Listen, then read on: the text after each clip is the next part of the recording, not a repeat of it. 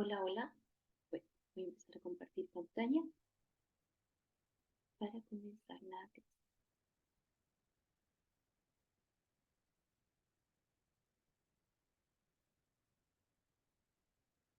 Ahí espero que vean.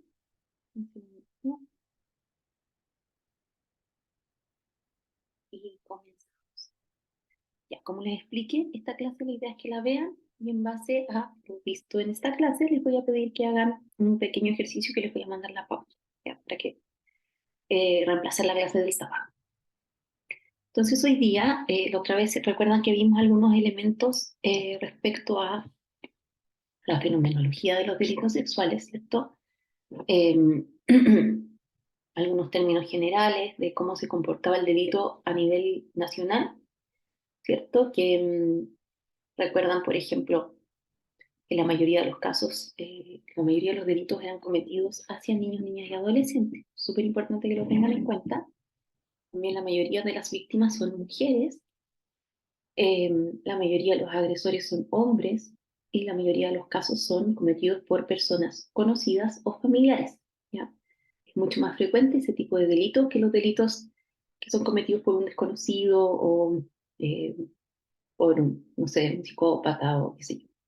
Igual existe un tipo de agresor que de vez en cuando aparece, ¿cierto? Como entiendo que el TILA, por ejemplo, estaría dentro de esos agresores, que se podrían llamar como agresores sexuales en serie, ya que son personajes que, claro, tienen varias víctimas, se dedican a buscarlas, a perseguirlas, no sé, como muchos de los casos que hemos escuchado de repente de psicopatía, como perseguir a mujeres que se parecen a la madre o alguna situación así para hacerles daño y en algunos casos también hay daño a nivel sexual.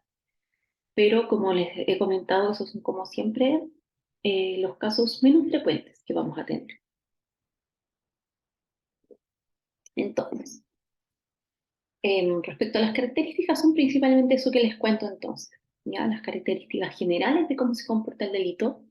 Otros elementos importantes, les voy a subir acá un texto, si es que no se lo subí, Fenomenología de los delitos sexuales, donde ahí salen más detalles, ¿ya? Por ejemplo, también aparece la alta cifra negra. Son delitos que por lo general no tienen testigo, por lo tanto, hay muchos casos que no son denunciados o se demoran mucho en denunciar, ¿ya? Por eso también es súper importante tener en cuenta la importancia de la ley de retroactividad, ¿ya?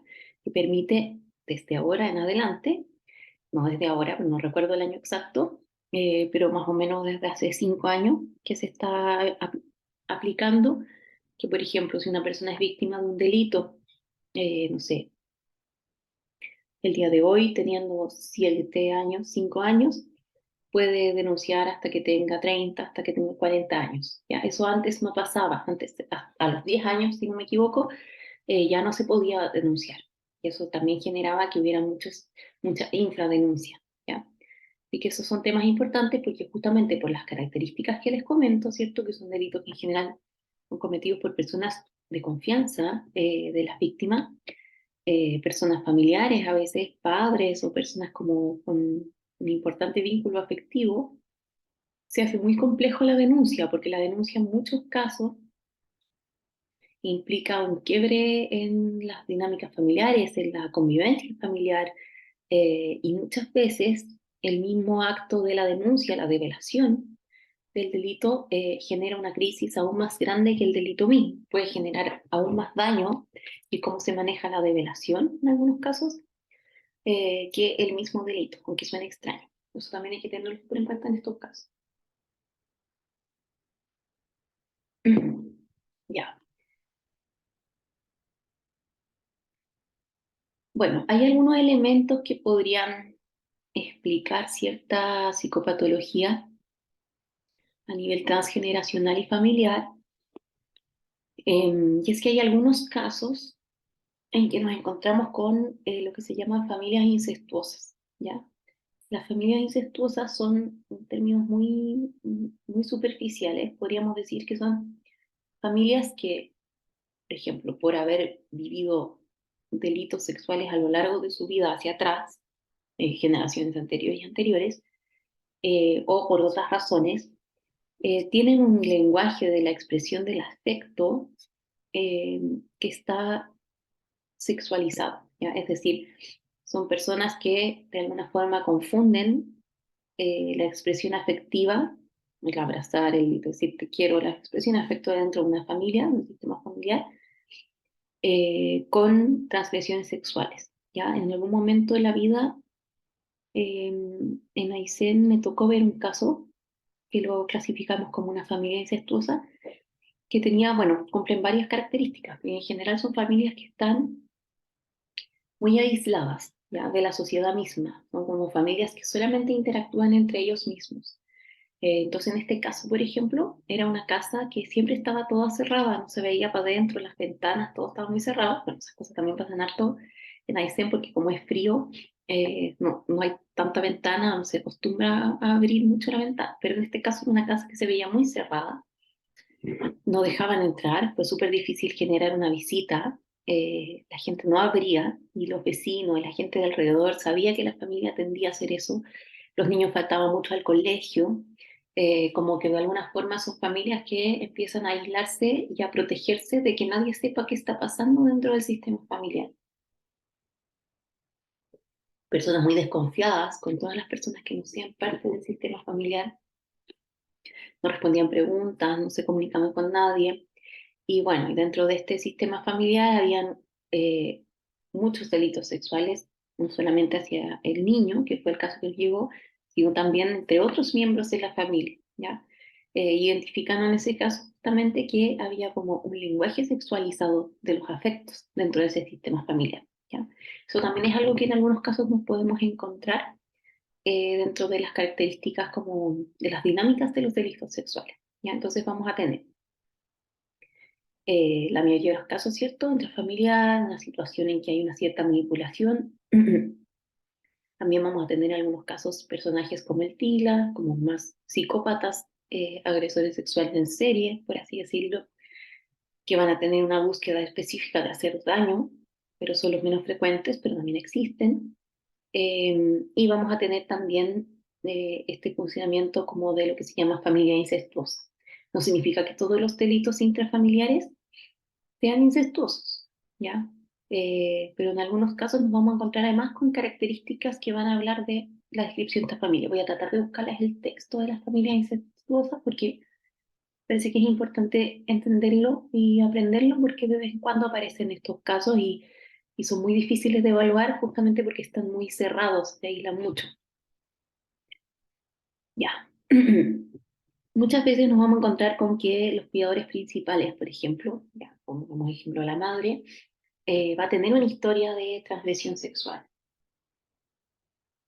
Y ahí es donde aparece una gran pregunta que van a hacer mucho en el ámbito legal, a los psicólogos. ¿Cómo saber si estamos hablando de una mamá cómplice, por ejemplo, en el caso de que una niña, no sé, pues, sea víctima de abuso de parte del padrastro, ¿ya? Durante, no sé, 15 años? ¿Cómo sabemos si la mamá es cómplice de eso? ¿Ya? Que no ha hablado, no ha dicho nada, ni ha hecho denuncia, ni se ha separado porque es cómplice de esa situación, o que es una madre que no está pudiendo denunciar, ¿ya? Y para eso es súper importante poder entender un poco la historia de la madre, porque sí, también hay casos, como les cuento que hay agresores sexuales en serie, también hay casos como estos niños que uno se había arrancado una montaña y después descubrieron que la pareja se dedicaba a hacer pornografía infantil con ambos niños, no sé si lo recuerdan. Bueno, estos casos ya de familia, en ese caso la madre era cómplice, ya la madre era parte de la exposición. Ella sabía lo que estaba pasando y lo fomentaba, ya. Pero son casos extraños. En la mayoría de los casos nos vamos a encontrar con madres que, por ejemplo, al haber sufrido muchos delitos, eh, o no son capaces de verlo, ya, y esto es súper difícil de entender, pero va a pasar mucho con los traumas. Por ejemplo, si una persona ha sido víctima de delitos muy graves en su vida, como que se le va a correr el límite de alarma.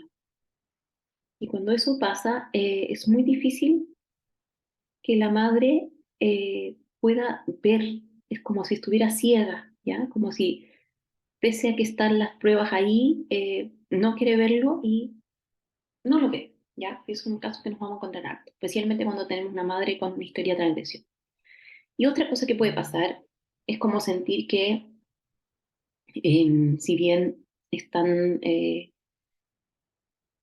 conscientes hasta cierto punto, tienen la sensación de que no es tan grave o que se van a poder defender los niños de la situación así como ellas lo hicieron. Ya en ese caso, bueno, estamos en un lugar un poco más de responsabilidad de la madre, ¿ya? Pero siempre hay que tener en cuenta cuando se enfrenten a un delito sexual hacia niño, niña, adolescente, tener empatía con esa mamá, poder acogerla y entender que de alguna forma también para ella va a ser un proceso muy fuerte y muy difícil.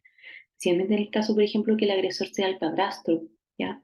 Eh, o una persona que ella también quiere, porque va a estar en una situación difícil y hay que poder entender y hay que poder empatizar con ella para que escuche y poder ayudar a que esto se detenga. Ya. Mm, mm.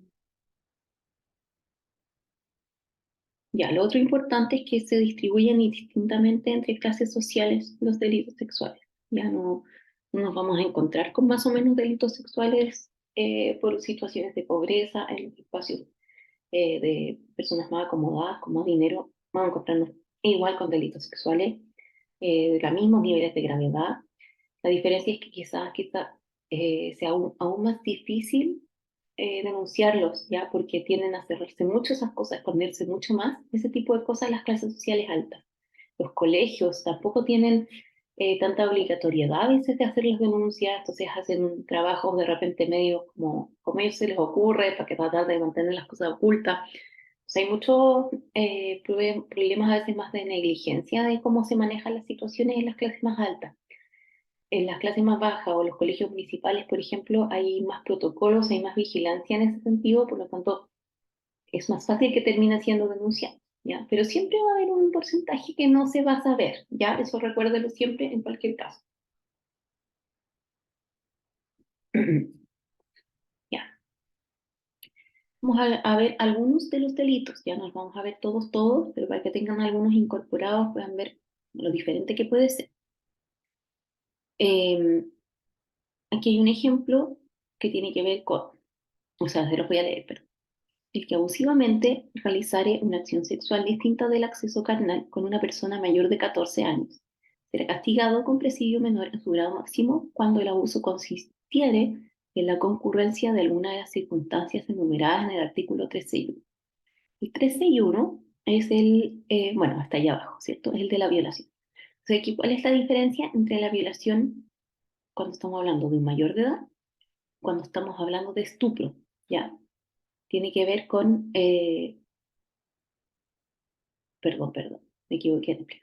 Aquí la diferencia tiene que ver con la violación a adulto y con el abuso sexual a adulto, ¿ya? Entonces el que leí recién, el que está arribita, es el abuso sexual y el que está abajo es la violación, ¿ya? ¿Cuál es la diferencia? Que en uno hay penetración y en el otro no hay penetración, eso básicamente. Pero en ambos casos se van a tener que considerar, estoy hablando de adultos, ¿cierto? eh, el- las tres causales, ya que la primera es cuando se usa la fuerza o intimidación, la segunda cuando la víctima se halla privada de sentido o cuando se aprovecha su incapacidad para oponerse, y tres, cuando se abusa de la enajenación o trastorno mental de la víctima, ¿ya? Entonces, tanto para el abuso como para la violación, en caso de adulto vamos a tener estos tres elementos a considerar. ¿Por qué? Porque en el caso de adulto, ya recuerden que el bien protegido, que eh, todo delito tiene un bien protegido, y el bien protegido en este caso es la libertad sexual, el derecho a elegir, consentir y decidir cuándo, con quién quieres tener relaciones sexuales.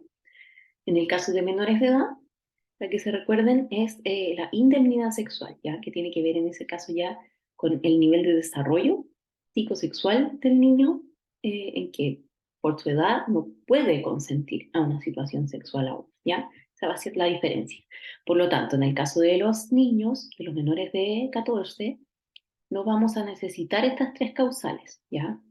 Sino que simplemente el hecho de que haya una penetración a un niño menor de 14 va a ser suficiente para que se considere o abuso o violación. ¿Ya? Eso tiene que estar súper claro. Ay, no sé si atrás, bueno, ahí lo vamos a revisar. No sé si en el PowerPoint anterior o más adelante. Igual está indicado como todos los artículos que se refieren a delitos sexuales dentro del Código Penal, ¿ya? Por si es que alguien quiere revisar, porque hay algunos que aquí no vamos a revisar en detalle. Ya. Em, Bueno, hay tipos de víctimas y de delitos, como, porque es un mundo bastante amplio, el de los abusos y violaciones en el ámbito sexual.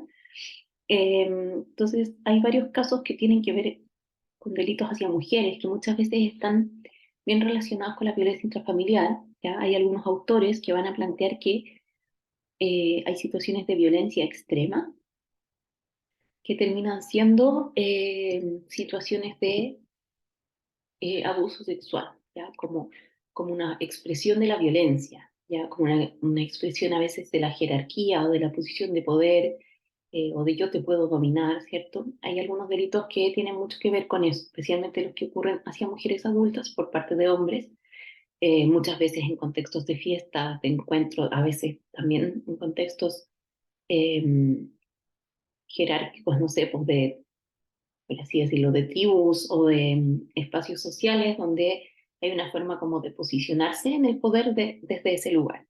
Siempre recuerden que por muchos años en las guerras era como una parte de la conquista del territorio de la guerra, era la violación. ¿Ya? Entonces hay algo de eso que igual queda un poco instalado en algunos espacios culturales, se sigue repitiendo.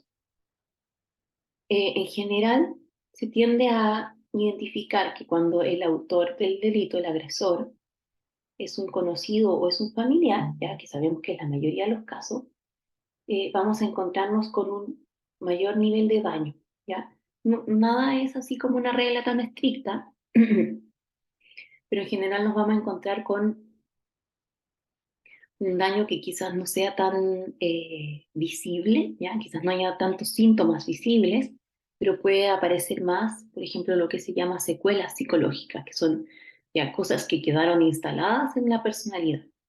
En algunos casos graves de abuso sexual, el daño puede, o la secuela puede ser, por ejemplo, un trastorno de personalidad, ¿ya? O también hay una cierta relación en estos casos con eh, los intentos de suicidio, o el suicidio mismo, ¿ya? Entonces, hay consecuencias que pueden ser muy graves a nivel de daño, son un poco más silenciosas cuando estamos frente a un autor conocido.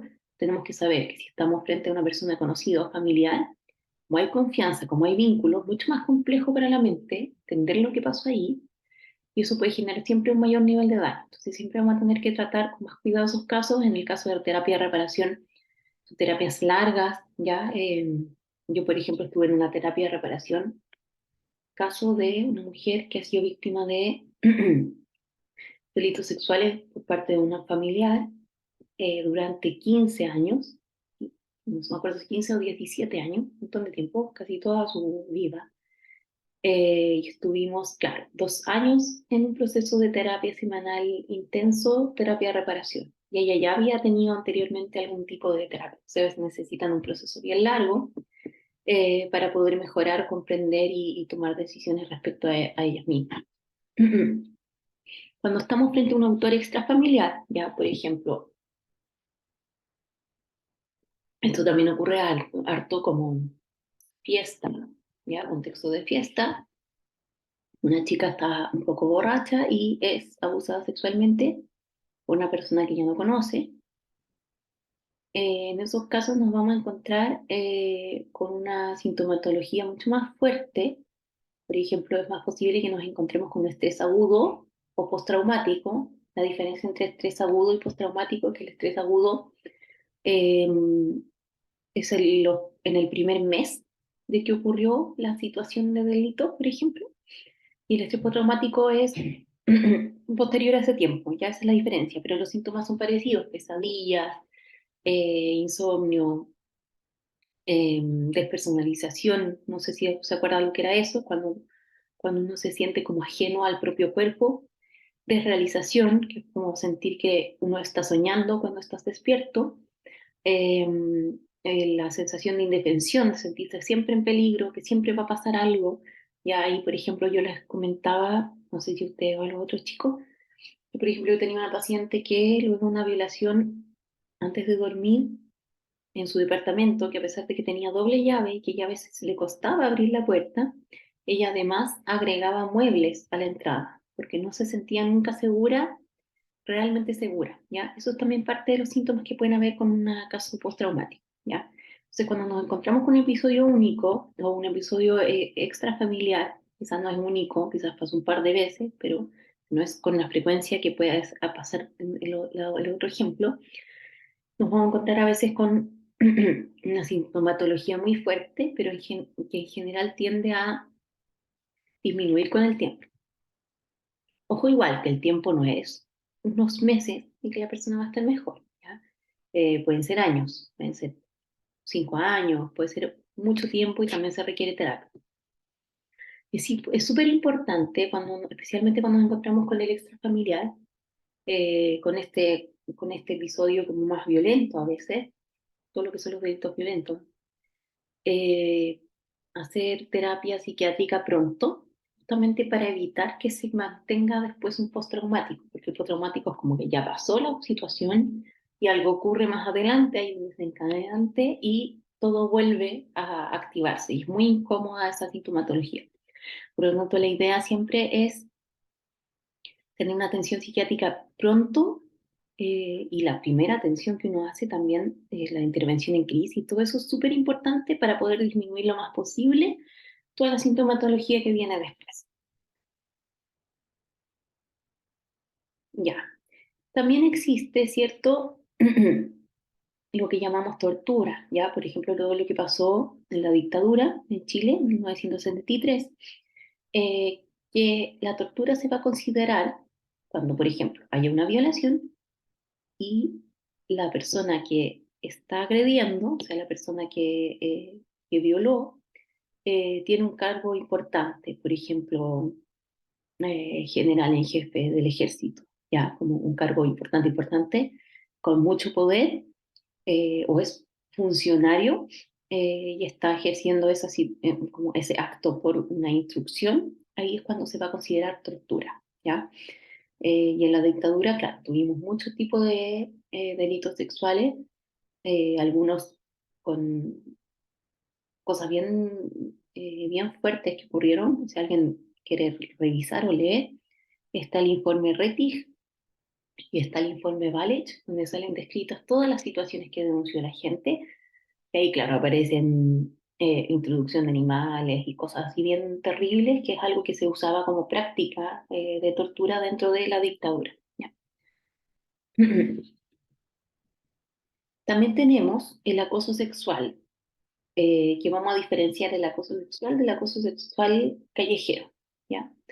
El acoso sexual callejero es cuando una persona que tú no conoces te empieza a gritar cosas, te empieza a decir cosas. Ojo, que en el momento que esa persona te toca, se te acerca, o sea, te toca alguna parte del cuerpo, no sé, una parte sexualizada del cuerpo, ya pasamos a hablar de abuso, ¿ya? En caso de que la persona te grite o te toque el hombro, no sé, o te empieza a perseguir, a decirte cosas, estamos hablando del acoso sexual callejero, que eso ahora en Chile se denuncia. Y el acoso sexual, que no es callejero, es cuando una persona, pese a tú haberle dejado claro que no quieres, ¿ya? Por ejemplo, una persona se te acerca y te dice que le gustas, que quiere estar contigo, y tú le dices, pucha, tú no a mí, lo siento. Y la persona insiste e insiste, y después cada vez que sales de tu casa está, o sea, que pese al no, pese a la negativa, esa persona insista, estamos hablando de acoso, ¿ya? Y en ese caso también es algo que se puede denunciar, también pasa en el ámbito laboral en algunos casos, porque también es importante siempre en todos estos delitos que haya como la relación jerárquica. Y tenemos la explotación sexual comercial, que se conoce como prostitución. O sea, perdón, vamos a diferenciarlo de la prostitución porque la explotación sexual comercial en el caso de adultos son mujeres que, por ejemplo, las mandan a llamar de algún país que está en crisis, ya, pongámosle Perú, que está en una crisis. les dicen ya, necesita una persona que venga a trabajar un café acá en Chile. La persona llega a trabajar y resulta que está encerrada, no tiene contacto con nadie y está obligada a ejercer la prostitución y ella no recibe dinero ni nada de eso, sino que todo lo lleva el proxeneta y se encuentra en esta situación en que se queda atrapada. Esas cosas pasan en Chile, son especialmente, como les comentaba, en las ciudades puerto, ¿ya? Donde hay mucha más explotación sexual. ¿Cuál es la diferencia de la prostitución? La prostitución o el trabajo sexual, ¿ya? Que hay personas que, por ejemplo, están buscando su regulación, es cuando una mujer o, bueno, o un hombre decide por voluntad propia ejercer el trabajo sexual y trabajar en ello, ¿ya? En ese caso no hay un delito directamente.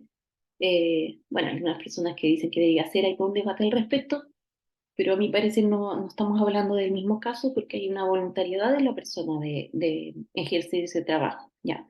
Algunas personas que piden regulación y todo, porque también hay muchas mujeres que trabajan desde ahí, ganan harto dinero a veces y que tienen hijos, por ejemplo, y se quedan fuera de los sistemas de salud, un montón de cosas al no tener la regularidad de su trabajo.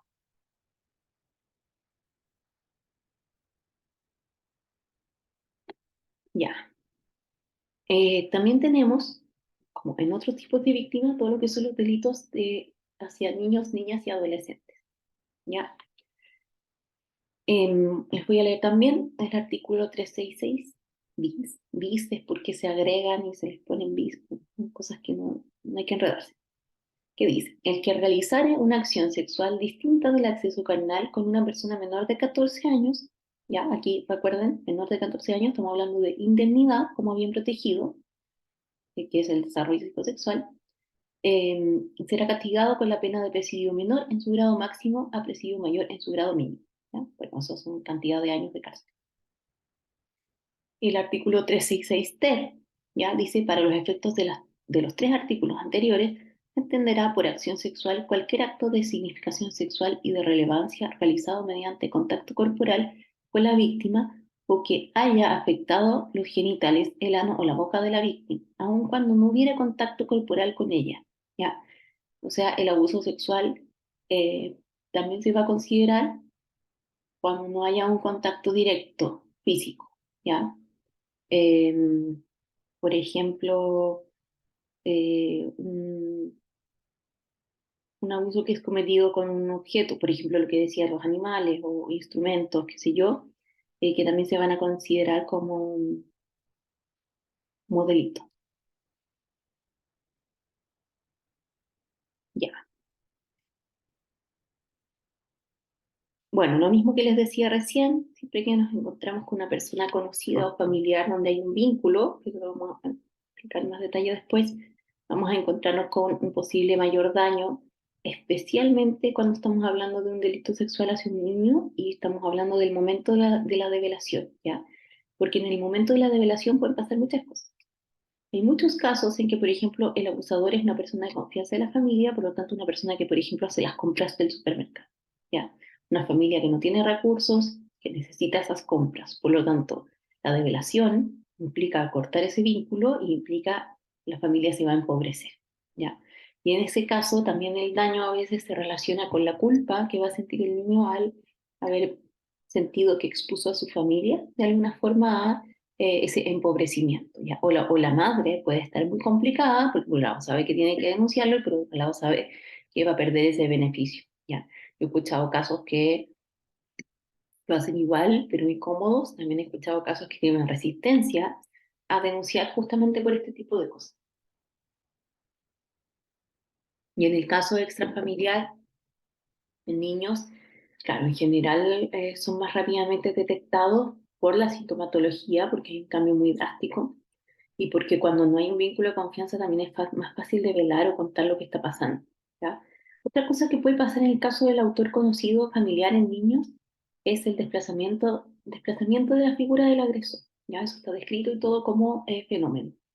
Que, por ejemplo, si el autor del delito es el padre, ¿ya? Y por supuesto que hay un afecto hacia esa figura, el niño va a develar la situación, pero va a decir que fue un profesor de colegio, ¿ya? Entonces hay un desplazamiento de la figura del agresor para intentar decir lo que está pasando, pero protegiendo a una figura de confianza. Entonces también siempre hay que estar atento a poder detectar esa situación cuando estamos haciendo un peritaje, estamos indagando respecto a una situación de abuso sexual. Otro caso que nos vamos a encontrar harto en el ámbito de la niñez es la exposición a material pornográfico o sexualidad de adultos. ¿Ya? Muchas veces no es que el niño directamente haya sido abusado, sino que, por ejemplo, y esto también es algo que pasa harto, que lo he escuchado harto en relatos, como por ejemplo, no sé, el abuelo con los niños ponía videos pornográficos y los niños tenían que ver los videos. ¿Ya? Cosas de ese estilo, por ejemplo, pasaban mucho. Em, y también a veces la exposición a la sexualidad de los adultos, como parejas que no tienen ningún cuidado en si es que los niños están viendo o no la relación sexual. Y ojo acá, que con niños muy chicos a veces la interpretación de la sexualidad puede ser como algo muy violento o muy traumático solamente de ver o de estar expuesto. Em, ¿Qué más? También es importante, ¿cierto?, todo lo que son las jerarquías de poder, ¿ya? Y como les decía recién, muchas veces el abuso sexual puede ser una forma extrema de violencia. En el caso de los niños, también pasa harto que a veces hay niños, por ejemplo, que están expuestos a violencia intrafamiliar. En la casa hay violencia intrafamiliar y hay una persona que está ejerciendo violencia hacia la mamá, por ejemplo, la nueva pareja. Y una forma de extrema violencia, una forma de posicionar su lugar de poder dentro del sistema familiar de esta pareja de la madre, puede ser, por ejemplo, abusando de los niños, no con una intención, porque son extraños, no con una intención sexual, sino con una intención eh, de jerarquía, como de, de violentar, de ejercer el poder. Tenemos también el tema de la protección sexual e infantil en instituciones. ¿Ya? Hay muchos lugares en Chile que, como les digo, sigue pasando, eh, que todavía de repente, no sé, yo he escuchado casos, también hay sed, por ejemplo, de fiestas de políticos o personas como de alto poder, en que van niñas, por ejemplo, ¿ya? Sigue sucediendo y a veces se denuncia, pero a veces no es tan fácil de denunciar. No es tan fácil de denunciar porque muchas veces tú vas donde las niñas y les preguntas y te dicen, no, es mi pololo, por ejemplo, ¿ya? Como ellas mismas no saben lo que está siendo explotada.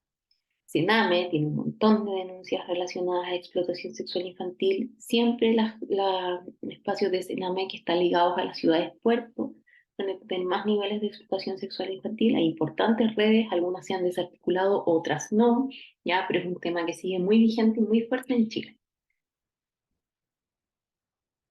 Ya, algunos otros delitos que les traje para que vayan viendo cómo se van describiendo dentro del Código Penal. El que sin realizar una acción sexual en los términos anteriores para procurar su excitación sexual o la excitación sexual del otro, realizar acciones de significación sexual ante una persona menor de 14 años. ¿Ya? Será castigado con, ya, por ejemplo, una persona que le dice a un niño que vaya a la casa y se masturba delante del niño. ¿Ya? O le dice que haga cosas porque se siente excitado. ¿Ya? Esa también es una situación que ocurre bastante.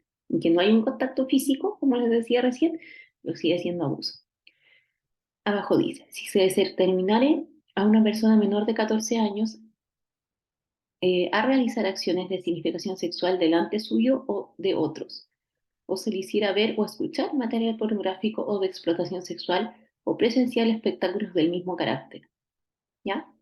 También tenemos acá otro ejemplo en que no hay contacto directo, que tiene que ver con la exposición, por ejemplo, a material pornográfico, entre otras opciones. El artículo 367 dice, el que promoviere o facilitare la explotación sexual, eh, personas, perdón, está medio corto, menor de 18 años, sufrirá la pena de presidio mayor en su vida. Si se perpetrase el hecho explotándolo en razón de la incidencia personal o económica, por ejemplo, ya lo que les explicaba, que, perdón, que no está bien para leerlo, lo que explicaba, por ejemplo, dentro de los espacios de NAME, ya como una, una casa de Sename, en que, claro, hay ciertos premios o ciertos beneficios que van ganando, que no es un pago directo, para que mantengan esas prácticas, ¿ya? Por ejemplo, si tú haces eso, bueno, en algunos casos muy extremos te compro cigarros, ¿ya? Pero en algunos casos pueden comprarle ropa, por ejemplo, o un iPhone, o qué sé yo, y así mantienen esa dinámica del abuso. Para ir cerrando, vamos a revisar el modelo traumatogénico de Finkelhoff, ¿ya? Que tiene que ver con ciertas dinámicas que se producen dentro de una situación de abuso. Estamos hablando principalmente de situaciones de abuso intrafamiliar, en este caso, cuando hay confianza, cuando hay un vínculo, que es la mayoría de los casos. ¿Ya? Los abusos sexuales tienen consecuencias traumáticas muy complejas, ¿ya? Alternando la orientación emocional y cognitiva, el autoconcepto y la capacidad afectiva, ¿ya? Es decir, que hay muchos elementos que se van a ver afectados cuando una persona sufre una victimización por delito sexual. Dentro del modelo, entonces, lo primero va a ser la sexualización traumática, ¿ya? Como un elemento a identificar. Esto es súper importante entenderlo como una dinámica, pero también cuando les toque ver un caso, son como elementos que ustedes pueden fijarse si están sucediendo dentro del relato, dentro de las dinámicas, dentro de los comportamientos, dentro del juego simbólico, dentro de los dibujos. Uno puede encontrar estos elementos que vamos a ver ahora, ¿ya? Entonces, aquí la sexualización traumática se refiere a la dinámica en que el agresor propicia el encuentro sexual, ya sea por manipulación o recompensas, generando confusión y desajuste en el comportamiento sexual de la víctima. Eh, Puede manifestarse en hipersexualización, obsesión, rechazo o confundir el afecto con sexualidad. Aquí un ejemplo que tengo para comentar es un ejemplo más personal, que yo recuerdo una compañera de colegio que después supimos que era abusada por su padre, que supimos mucho después. Me acuerdo cuando estábamos en tercero básico, que es una edad en que todavía está, no está el desarrollo sexual. Ella sabía, por ejemplo, o hacía comentarios respecto a temas sexuales que nadie más entendía qué significaban, ¿ya? Como ella tenía un conocimiento, una obsesión, ¿cierto?, con estos temas, como que de repente veía hentai y cosas así, y que el resto de los compañeros nunca entendíamos de qué estaba hablando, ¿ya? Era un tema que para nosotros era ajeno, para ella no. Otro ejemplo, por ejemplo, recuerdo un chico, también como en segundo o tercero básico, que cuando habían juegos o cosas entre niños, él se ponía a describir como un acto sexual adulto. Y era también extraño, porque él sabía eso, porque él hablaba de eso, ¿ya? Como un tema que no necesariamente para los niños era algo ni siquiera que se entendiera. Entonces, cuando estamos frente a situaciones así, o también puede ser, por ejemplo, todo lo contrario, como habla aquí de rechazo, una eh, hiperlejanía o una fobia a todo lo que tenga que ver con la sexualidad, bueno, podemos estar hablando de sexualización traumática. Entonces eso es algo que siempre tenemos que ver, tenemos que observar, podemos detectar, como les digo, tanto en el relato como a veces en la misma dinámica que podemos ver dentro del juego y todo. Entonces hay que estar súper atento a eso. Dos, traición. Cuando se devela la manipulación o no hay credibilidad ni protección, se asocia a trastornos en el vínculo y la confianza, generando, por ejemplo, hiperdependencia para volver a sentirse en confianza. Ya. La traición ya tiene que ver como en el momento en que el niño que está siendo usado se da cuenta que fue manipulado, ¿ya? Se da cuenta que, por ejemplo, le regalaron el iPhone o este tío siempre lo trataba de manera especial porque estaba abusando de él, ¿ya? Y eso obviamente genera un trastorno en la confianza, como una persona, o puede pasarle que no confía en nadie. Aquí puse, por ejemplo, hogar de niños, que recuerdo que un tiempo yo trabajé como de voluntaria en un hogar de niños, y uno de los elementos que llama mucho la atención es que los niños confían al tiro en uno. Uno llega, te abrazan y te dan toda su confianza, pero es mucho, es como que no hubiese ningún tipo de observación previa, sino que el hecho de que tú estés, confían 100% en ti y están dispuestos a hacer todo lo que tú digas, ¿ya? Entonces, en esos casos tenemos también una forma de volver a tomar la confianza de donde la encuentren, que puede estar asociada en muchos casos al abuso sexual. Bueno, también al abandono y la negligencia grave, que sería también el caso de los hogares, pero a veces está todo mezclado. 3, indefensión. Esta es súper importante poder detectarla. Yo la observaba mucho en los peritajes. Aparece a veces mucho en pesadillas, ¿ya? Que es como la sensación del agresor como omnipresente, ¿ya? Sensación de nunca estar protegido, como que el agresor puede escucharte de todos lados, todas partes, en todos los rincones, estés o no estés cerca, puede verte, puede saber lo que estás haciendo, puede saber tus intenciones.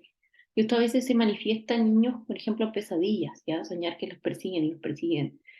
O el ejemplo que les ponía, alguien que pone muchas llaves o que siempre se siente en peligro. O a veces niños que están muy asustadizos, que uno los ve que están siempre alerta, que todo les da miedo.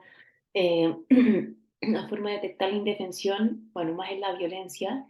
Por ejemplo, cuando está en evaluación, dejar caer algo o a veces se cae algo o se cierra una puerta fuerte, son niños que reaccionan al tiro con mucho miedo a todos los ruidos, a todas las cosas que van pasando a su alrededor.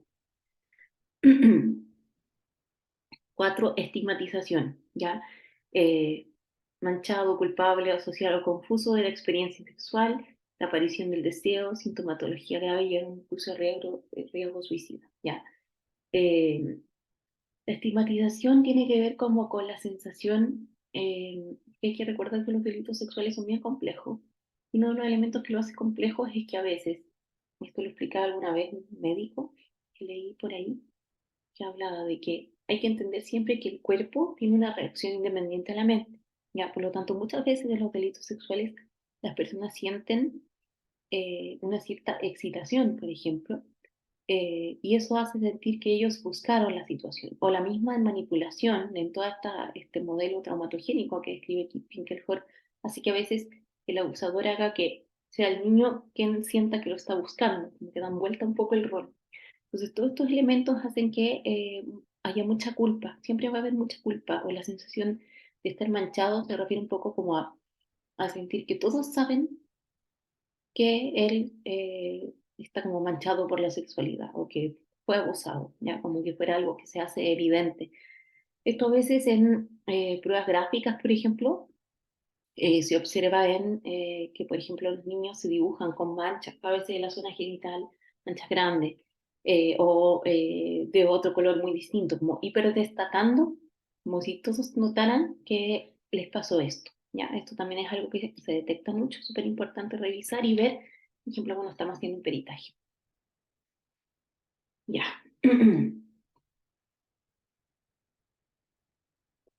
Finalmente, vamos a ver la teoría de Perroni-Nannini, ya que es otra teoría que en general yo las uso como independientes, ¿ya? O sea, complementándolas, que tiene que ver como un poco con la descripción de la relación, ¿ya? Siempre va a hablar Perroni-Nannini, que es la relación entre un adulto y un niño, entre un adulto cuidador y un niño, siempre va a ser lo que se llama una relación complementaria.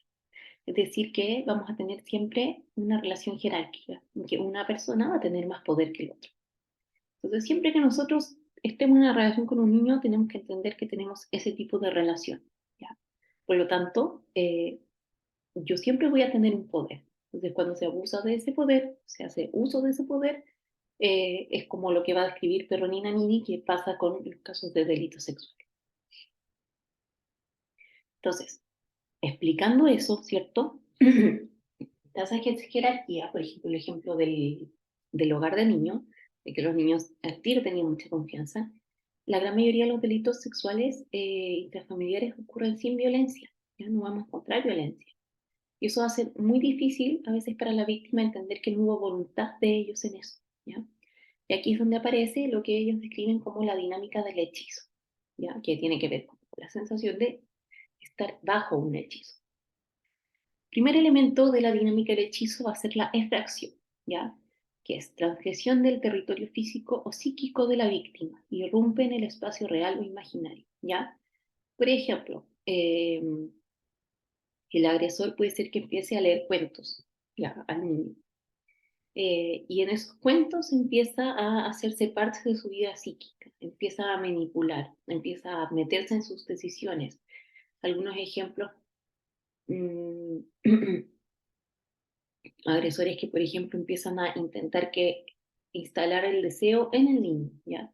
Como, yo sé que a ti te gusta que yo haga no sé qué, o igual te gustó que te regalaron un chocolate el otro día después de no sé qué, ¿ya? Entonces empieza a transgredir el límite psíquico, el agresor de alguna forma empieza a meterse a la mente de la víctima, ¿ya? Y ahí es donde empieza el terreno de la manipulación con un contexto de confianza y de afecto, y en que también en general cuando estamos hablando de abuso intrafamiliar, hay un acceso muy permanente a la víctima. Entonces es fácil empezar a instalar esto porque requiere tiempo, pero se puede mantener como esto en acción harto rato. Luego viene la captación, manipulación, atención por medio de la mirada, el tacto, de la palabra, ¿ya? Esto tiene mucho que ver, que aquí lo que describe Perron y Nani tiene que ver como con el acto del abuso y la dinámica que se produce. De la fracción es empezar a meterse en la mente, ¿cierto? Empezar a instalar el deseo en el otro. Y la captación van a ser a veces gestos o símbolos que le indican a la víctima que va a ocurrir el abuso. Esto a veces se puede observar con sutilezas, como por ejemplo el abusador justo antes de abusar de la víctima, se prepara un café y mira fijamente a la víctima. Y esa pura mirada, con ese café, te indica a la víctima que tiene que ir a la pieza. ¿Ya? Y así en general ocurre, con una cierta dinámica. Por eso también es muy complejo después para las víctimas entender que no hubo voluntad, ¿ya? Porque como que hubo una manipulación tan grande que hay un cierto como condicionamiento, por así decirlo, en que ciertos actos, ciertas miradas ya indican que va a comenzar el momento. No hay más que eso. No hay palabras a veces, ni siquiera. O tacto, aquí se refiere, por ejemplo, a una tocada en el hombro. Eh, o puede ser una palabra breve como vamos a ver una película, ya, puede ser algo así, por ejemplo, también, ¿ya? Y es un acto que indica que va a suceder. Programación. Introducir instrucciones en el cerebro para obtener ciertos comportamientos, lo que les hablaba de como del conductismo un poquito dentro de estas situaciones. La reacción involuntaria del cuerpo. Y aquí es donde aparece eso, ¿cierto? Como yo actúo de cierta forma, condiciono de cierta forma, porque sé también que el cuerpo va a responder, quiera o no quiera, la víctima. Entonces, claro, acá empieza un poco más la programación que tiene que ver con indicar que llegó el momento y hablar, y aquí es donde aparece el pacto o el secreto, ya como ya está en la situación o el acto sucediendo, y el abusador puede decir cosas a veces más extremas, como de una manera suave, tranquila, decir si tú dices algo, a tu mamá le va a pasar algo muy terrible, por ejemplo. O tu mamá nunca más te va a creer nada si tú le dices algo así, ¿ya? O hacerlo responsable también, como, oye, que, no sé, qué cochino lo que estás haciendo, esto sería muy feo para tu profesora saber, ¿ya? Como cosas que van a generar que esto no se hable, o el pacto, ¿cierto? Esto es algo que es solo entre nosotros, un momento entre nosotros, tú sabes que tú siempre tienes un chocolate si es que haces esto, por ejemplo, ¿ya? Y está muy asociado también a la vergüenza, como todo lo que se hace, como al traspasar la culpa a la víctima, son cosas que le dan mucha vergüenza a la víctima y también hacen que hable mucho menos, ¿ya? Eso, esos son los elementos entonces de la dinámica del abuso y les voy a mandar entonces una pauta para que hagan un pequeño trabajito para la clase de mañana. Eso, que estén bien.